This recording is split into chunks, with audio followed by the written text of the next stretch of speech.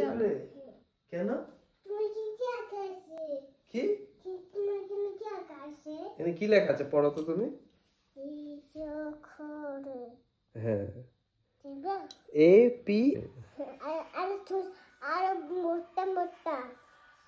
পাপা office থেকে এসে পড়েছে, এখন তুমি ভাত খেয়েছো?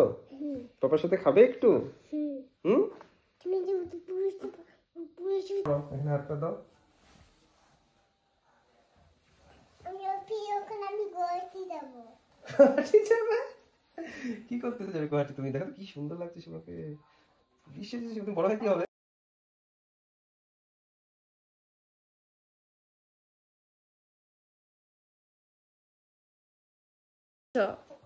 আমি এখন পৌঁছে যাচ্ছি।